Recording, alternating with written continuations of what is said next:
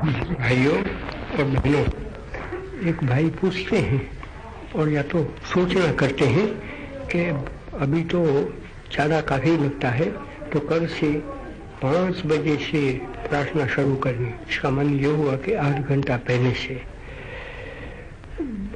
सर्दी तो बढ़ रही है, वो तो कबूल करना होगा, लेकिन आपको मैं ये खबर दे दूं कि अब दिन मिनट कहो, लेकिन 1 महीने में 15 मिनट बढ़ जाएगा। अभी बढ़ना शुरू होने का है 21 दिसंबर के बाद से, तो आज तो 23 दिसंबर हो गई। फिर भी अगर आप लोग सब चाहते हैं कि आज प्रार्थना 5 बजे होनी चाहिए, तो 5 बजे होने वाली है। तो आपको मैं ये पूछूंगा कि जो 5 बजे प्रार्थना हो ऐसा चाहते हैं, वो अपने हाथों को ऊंचा करके मुझको बता दें। अच्छा, तो अभी कोई उसका विरोधी है क्या 5 बजे का? तो बस कल से 5 बजे प्रार्थना शुरू होने वाली है। अभी आज मैंने विचार कर लिया कि मुझको कहना होगा। तो 3 चीज़ है। आपने देखा होगा कि कल वो भावलपुर से लोग यहाँ आ गए हैं, परेशान हैं, तो उन्होंने यहाँ वो बताया था कि भावलपुर में जितने हिंदू और सिख हैं वो सबको बुला लेना चाहिए। अगर नहीं बुलाते हैं तो उनके लिए उनकी जान बड़ी खतरे में है। तो आज मेरे पास भावलपुर से कोई 2 भाई भी आ गए, उन्होंने भी यही बताया। तो एक बात तो उन्होंने कही, वो तो मैंने काटी है कि अगर हम कुछ नहीं होता है तो आखिर में हम गवर्नर जनरल के मकान के सामने बैठकर भूख हड़ताल करें, लेकिन हमारे भाई लोग जो वहाँ पड़े हैं वो सबको मरने दें, तो वो तो हो नहीं सकता है। लेकिन वो भूख हड़ताल करने से अगर वो जिंदे हो जाते हैं या तो रहते हैं या तो यहाँ आ जाते हैं, तो मैं समझूंगा कि ठीक है करो, लेकिन ऐसे तो बनने वाली चीज़ नहीं वो। और आज जो गवर्नर जनरल है उनके पास कुछ रहा ही नहीं। वो गवर्नर जनरल तो ऐसा ही कहो नाम के हैं, दस्तखत लेने के हैं, कुछ सलाह दे सकते हैं, लेकिन वो तो नौका सैन्य का बहुत सबसे बड़ा आला दर्जे का आदमी है। आज उनके पास वो सत्ता उन्होंने रखी नहीं। यहाँ तो आज जैसे आप हैं, मैं हूँ, ऐसे ही यहाँ रहते हैं। हाँ, वो बड़ा आदमी है और उसका बड़पन को तो कौन छीन सकता है, लेकिन आज उनके पास बाहर की जो सत्ता थी, ताकत थी, वो कुछ भी नहीं है ऐसा समझो। उनके पीठ पर आज सारी ब्रिटिश सल्तनत है, उसका बल भी नहीं है। वो अपने बल से, और या तो कहो कि हमारे बल से वो खड़े रहते हैं। तो हमारा बल के माने क्या कि यहाँ की जो प्रधानमंडल है, कैबिनेट है, उनके बल से वो सुशोभित रहते हैं। ये है तो वहाँ जाकर भूख हड़ताल करना वो तो अज्ञान है। तो वैसे क्या पंडित नेहरू के वहाँ करें या तो सरदार जी के वहाँ, वो भी अज्ञान होगा। वो कुछ करते हैं नहीं करते, वो समझना चाहिए। तो समझ गए, वो तो बड़े समझदार आदमी थे। एक तो उसमें से डॉक्टर, 2 डॉक्टर आए थे, तो वो तो समझने का ये तो नहीं होना चाहिए, लेकिन आंदोलन तो करें, वो तो करना ही चाहिए। तो कल तो मेरी खामोशी थी, इसलिए मैं कुछ बोल नहीं सका, लेकिन मुझको यकीन है कि भावलपुर के नवाब साहब है, उनको सब के सब जितने हिंदू और मुस्लिम और सिख पड़े हैं उनको यहाँ भेज देना चाहिए। या तो जिस जगह पे वो जाना चाहते हैं पाकिस्तान छोड़कर, वहाँ वो जा सकते हैं। क्यों कि इतना न करें तो उनका जो धर्म है वो धर्म में से वो उनका पतन होता है।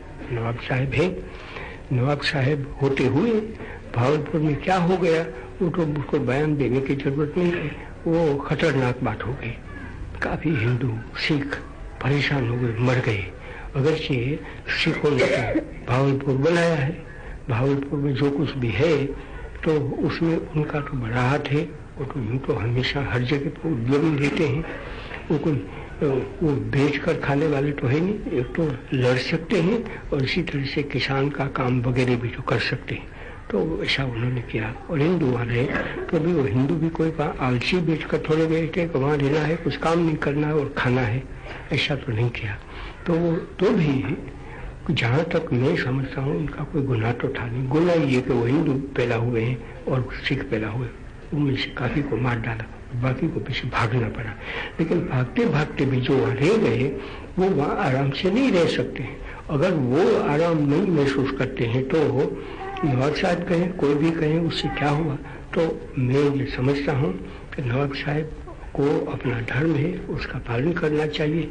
इसमें इस्लाम की शोभा है, उनके नवाबी की शोभा है, और उनके मातहत जो रहे और जिन्होंने वफादारी से वहाँ पड़े रहे थे, उनको अगर यहाँ से जाना चाहते हैं तो उनको जाने की इजाज़त मिलनी चाहिए। इजाज़त तो मिले, लेकिन वहाँ से उनको प्रबंध करके भेज देना चाहिए, इसमें तो जरा सा भी शक नहीं है। और दरमियान उनको ऐलान कर लेना चाहिए कि यहाँ किसी को भी यहाँ से भेजना चाहते हैं तो किसी को भी भेजो भावलपुर में। लेकिन मैं ऐसा ऐलान करना चाहता हूँ, ऐसा नवाब साहब को कहना चाहिए कि जितने हिंदू और सिख यहाँ पड़े हैं उनका एक बार भी को भी कोई छूने वाला नहीं है, और आराम से जब तक वहाँ पड़े हैं, यहाँ पड़े हैं, वहाँ तक वो रहने वाले हैं। ऐसा करें, और अगर वो भूखों मरते हैं तो उनको रोटी का प्रबंध कर दिया जाएगा। तब तो मैं समझूँ कि वो बड़ी शराफत है। हो गया वो हो गया, उसके लिए क्या करने वाले थे वो तो ऐसा तो बहुत जगह पे हुए। हम भी पागल बने, पाकिस्तान में पागल बने, वो पागलपन को मैं छोड़ जाना चाहता हूँ। लेकिन अब तो हम पागलपन को छोड़ें और जो एक शराफत से हमको करना चाहिए वो करें। तो वो तो मैं तो ये बात करना चाहता था। और दूसरी बात वो भी ऐसी है, आज के स्टेट्समैन में है कि लाहौर में जो कैंप पड़ी है वो दुखी लोगों के शरणार्थी के, वहाँ तो मुसलमान पड़े हैं, लेकिन वो बहुत बुरे हाल पड़े हैं, ऐसा इसमें लिखा है। और वो गंदी भी ऐसी है, उसमें तो अभी तो कॉलेरा हो रहा है, और ये वो शीतला वो भी निकल रहा है, और काफ़ी लोग सिर्फ कुछ हुआ है नहीं तो भी वो ठंडी के कारण मरते हैं। उनको रहने का क्या है तो आकाश के नीचे रहते हैं। रहे, हमको तो कोई हर्ज नहीं है रहने में, लेकिन तब पीछे हमको कुछ उड़ने का तो होना ही चाहिए, और पीछे पानी आता है तो पानी से बचने का भी तो कुछ होना चाहिए, तब तो आकाश के नीचे भी रह सकते हैं। लेकिन आज आकाश में रहना और पीछे हमको पूरा उड़ने का, पहनने का नहीं है, खाने का नहीं है, तो मरने का ही चारा हमारे लिए हो जाता है। तो मैं तो ये कहूँगा कि वो वहाँ इस तरह से होना नहीं चाहिए। लेकिन वो सब मैं यहाँ नहीं बताना चाहता था। इसमें ये लिखा है कि सियालकोट से या तो दूसरी जगह से उन लोगों ने भंगे को बुलाया है या तो कोई भी है कि जो कैंप की सफाई का काम करेंगे, मेला उठाने का भी काम करें।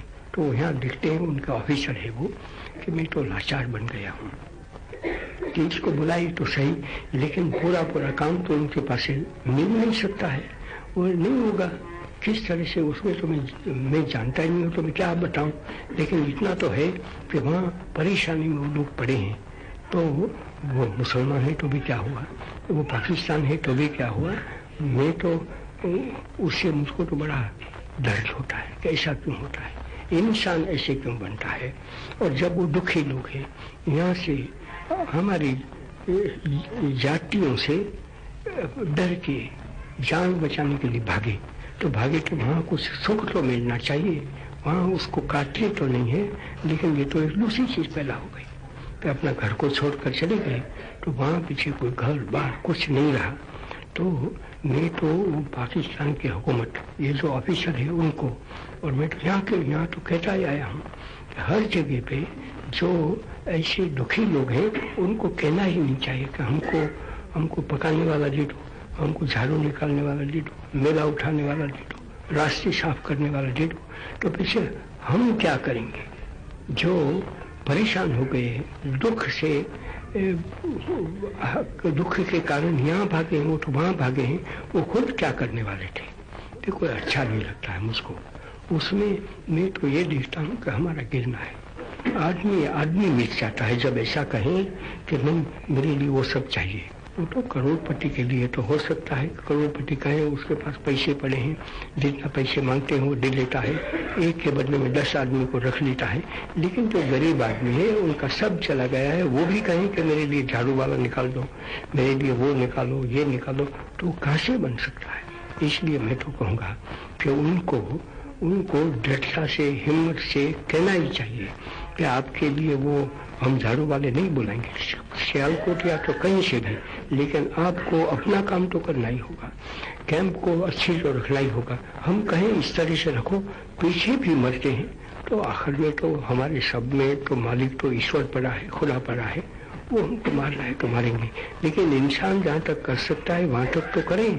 अगर नहीं करते हैं और पीछे मरते हैं तो इंसान गुनहगार बनता है, इंसान के सर पे उनका खून का बोझ पड़ने वाला है, इसमें मुझे कोई शक नहीं है। इसलिए मैं कहूँगा कि यहाँ की कैंप या तो कहाँ की कैंप, उसमें जितना काम वो शरणार्थियों से लिया जा सकता है वो लेना चाहिए और उनको कुछ न कुछ उद्यम करना चाहिए ऐसा, और ऐसी शराफत से देना चाहिए कि जिससे किसी को ऐसा कहना न पड़े कि वो तो हमारे पर बोझ आ पड़ा है।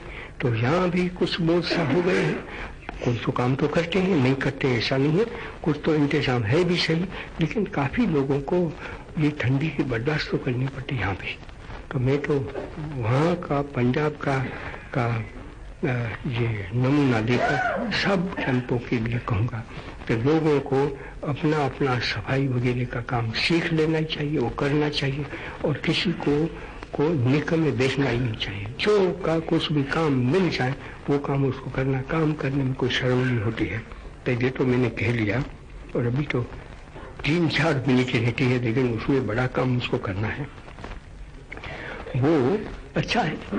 वो तो आपको मैंने एक वक्त शायद सुनाया तो था कि मेरे पास वो प्यारेलाल जी आ गए। वो प्यारेलाल तो कौन है वो तो आप जानते हैं, वो तो मेरे मंत्री का ही काम करते हैं और मेरे कहने से वहाँ रह गए नौखाली में, और नौखाली में वो तो काम कर रहे हैं और मेरी निगाह में वो तो जितने लोग हो रहे हैं वो सब के सब बड़ा काम कर रहे हैं, अपनी जान का खेल करके वो तो वहाँ पड़े हैं।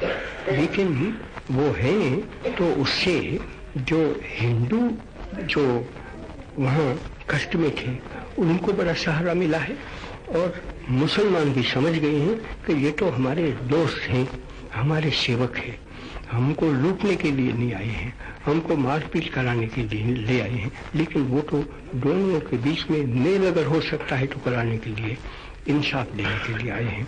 तो वो कहते हैं कि एक चीज़ है वो तो जानने लायक, ऐसी तो बहुत सी चीज़ें हैं, जैसा मौका मिला वो मुझको कह लेंगे या लिख लेंगे, ऐसे मैं आपको सुनाता रहूँगा। यहाँ तो एक बड़ी चीज़ है कि एक तो वहाँ कोई जगह पे मंदिर को ढा दिया और उस मंदिर में पीछे वो लोग आ गए, बेच गए, या तो बिल्कुल है ही नहीं, तो पीछे वो तो झगड़ा की बात हो गई, और पीछे ऐसा कहना कि हम तो हिंदुओं के साथ मिलजुल कर रहना चाहते हैं, वो तो मिट जाता है। तो इसलिए वो मुसलमान भी उनकी मदद ले लेते हैं, हिंदू ले लेते हैं, और काफ़ी उन लोगों ने पैसा भी पैदा कर लिया है, बताया कि इस तरह से करो तो हो सकता है। वो दोबारा मैं बात सुनाऊंगा, अब तो वक्त हो रहा है। लेकिन उन्होंने कहा कि हाँ वो अभी अपने मंदिर में जा सकते हैं और सेवा कर सकते हैं, पूजा पाठ कर सकते हैं, लेकिन मंदिर में कौन जाए, कहाँ जाए? मंदिर तो होना चाहिए, वहाँ से मुसलमान तो हटना चाहिए। तो उन्होंने कहा कि हाँ वो तो हो सकता है, हम साथ साथ मिलकर करें। तो पीछे प्यारेलाल जी ने उनको कहा कि साथ साथ मिलकर क्या करना था, गुनाह आपने किया है तो उस गुनाह का कफारा भी आपको ही करना है, प्रायश्चित भी आपको ही करना है। तो वो तो आपने अपने हाथ से वो बनाना है, तब तो बना, और तब आपने सच्चा काम किया है। तो पीछे थोड़ी सी वार्तालाप तो हमेशा होता ही है, तो उन्होंने कबूल कर लिया कि बात तो ठीक होती है। तो पीछे उन्होंने वो मेहनत करके सब काम करके वो बना लिया, और पीछे उनको हिंदुओं को कहा कि आप यहाँ आराम से रह सकते हैं, आराम से पूजा पाठ कर सकते हैं, राम धून लगा सकते हैं, सब जिस तरह से पूजा होती है, हिंदू जिस तरह से पूजा करते हैं इस तरह से हो सकता है। तो अभी वहाँ वो उनकी प्रतिष्ठा हो गई है, इस तरह से वो और बड़े आराम से, और उसमें जो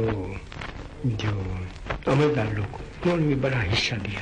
तो वो तो बड़ी अच्छी चीज़ है ना।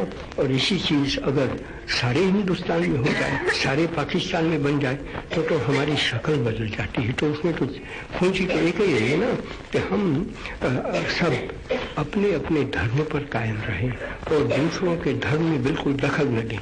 इतना करें तो हमारा सब काम हो जाता है बस।